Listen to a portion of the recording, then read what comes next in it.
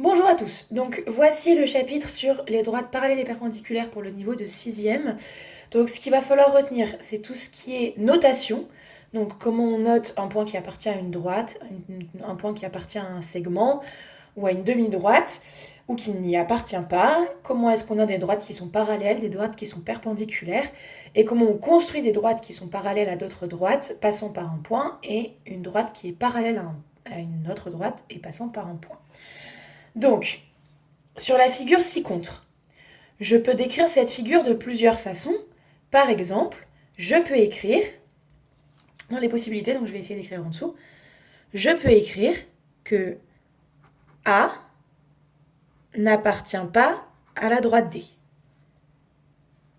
Appartenir à une droite, c'est être aligné avec tous les points de la droite, puisque la définition d'une droite, c'est un ensemble de points qui sont alignés.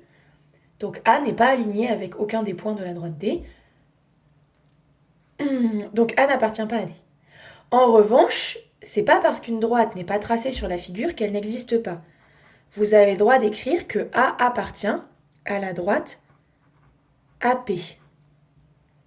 Cette droite-ci, si je passe ma règle,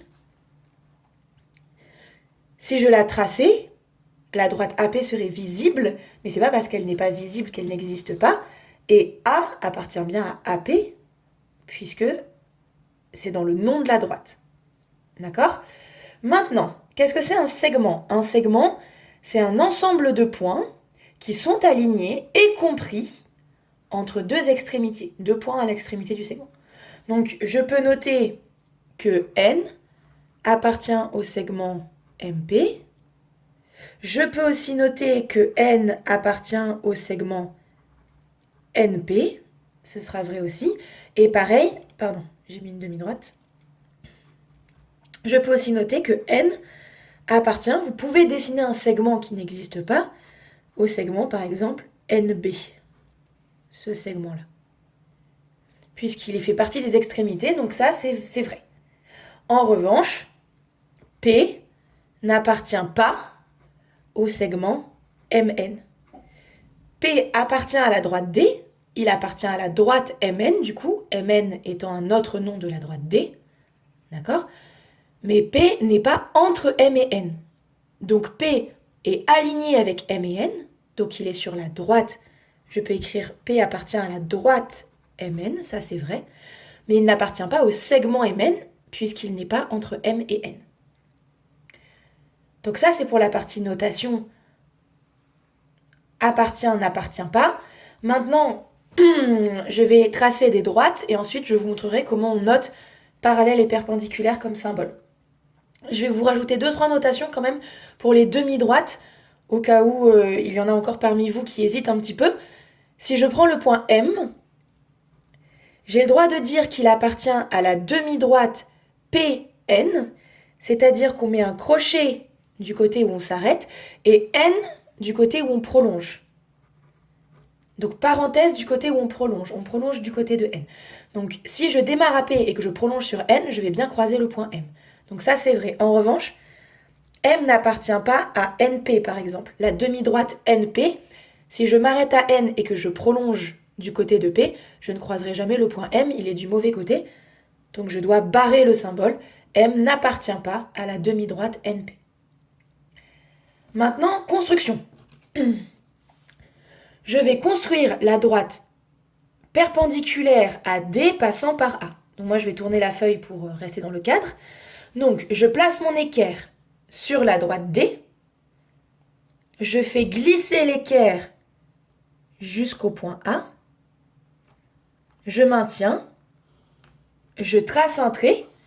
Et je n'oublie pas de prolonger ce trait puisque je trace la droite perpendiculaire et de coder l'angle droit.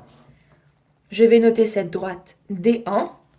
J'ai le droit de dire avec une notation que D1 est perpendiculaire à D. À présent, je vais tracer la parallèle à D passant par B.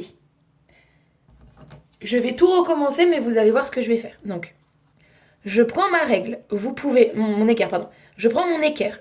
Vous pouvez la placer directement sur B, vous n'êtes pas obligé du tout. Vous pouvez la mettre n'importe où sur la droite D. Moi, je vais la positionner ici. Vous faites de nouveau une perpendiculaire, donc il faut bien maîtriser la première technique. Je code un angle droit.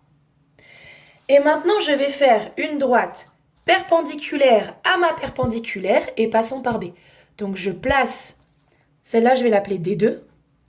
Je place mon équerre contre D2, je coulisse jusqu'à B et je trace la droite D3 perpendiculaire à D2. Donc un trait puis je prolonge. Et je code ici mon angle droit et là j'ai D3.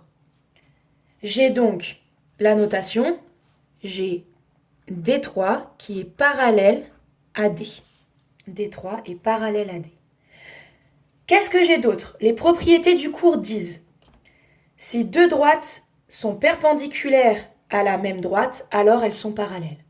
Donc D1 est perpendiculaire à D. J'ai tracé D2 perpendiculaire à D. Donc, j'ai le droit de dire que D1 est parallèle à D2, propriété du cours. Vous avez aussi le droit de dire que, on va utiliser cette propriété, D1 est parallèle à D2. D1 est parallèle à D2. D'accord? D2 est perpendiculaire à D3. D2 est perpendiculaire à D3. Je ne l'ai pas écrit, si vous voulez, je l'écris. D2 est perpendiculaire à D3. Donc, j'ai le droit, parce que j'ai D1 parallèle à D2 et D2 perpendiculaire à D3, j'ai aussi D1 qui sera perpendiculaire à D3. Et donc j'ai le droit de coder cet angle ici. Cette propriété et celle-là amènent comme conclusion, donc D1 est perpendiculaire à D2.